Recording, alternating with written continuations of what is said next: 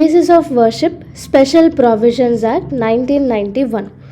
రీసెంట్గా సుప్రీంకోర్టు ఇండియాలో ఉన్న సివిల్ కోర్ట్స్కి ఏ వర్షిప్ ప్లేసెస్ ఓనర్షిప్స్ కానీ సర్వేయింగ్ కానీ డిస్ప్యూట్ రిలీజియస్ సైట్స్ పైన సివిల్ కోర్ట్స్ నోటీసెస్ జారీ చేయొద్దు అనేసి సుప్రీంకోర్టు నోటీస్ జారీ చేసింది. ఓకే, సో ఏమైంది అంటే మన ఇండియాలో ఉన్న వర్షిప్ ప్లేసెస్ పైన ఓనర్షిప్కి కానీ సర్వేయింగ్కి కానీ గొడవలు ఉన్న రిలీజియస్ సైట్స్ పైన సివిల్ కోర్ట్స్ నోటీసెస్ పంపొద్దు. ఓకే, సుప్రీంకోర్టు ఆర్డర్ ఇది.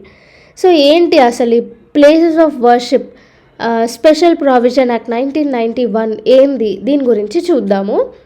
సో August 15th, 1947 నుండి ఏ వర్షిప్ ప్లేసెస్ ఉన్నాయో అంటే గుడులు కానీ మసీదులు కానీ చర్చెస్ కానీ అవి అలానే వాటిని కంటిన్యూ చేయాలి అని ఈ యాక్ట్ చెప్తుంది. ఏ రిలీజియస్ సైట్ని కూడా వేరే సైట్ లాగా మార్చడానికి వీలు లేదు అని ఈ యాక్ట్ చెప్తుంది. కాకపోతే అయోధ్య సైట్ ఉంది కదా మనకి, సో ఈ అయోధ్య సైట్ అనేది ఎగ్జంప్షన్ అనమాట.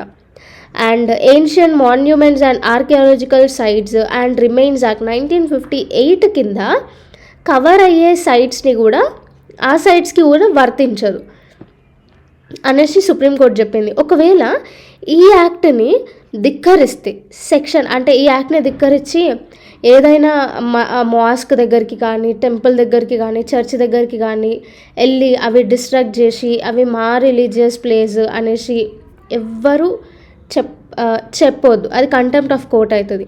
ఓకే, సో ఈ యాక్ట్ని ధిక్కరిస్తే section 6 of places of worships special provision act 1991 కింద మ్యాక్సిమం 3 years వరకు ఇంప్రిజన్మెంట్ అనేది ఉంటుంది. సో ఇదన్నమాట ఈ యాక్ట్.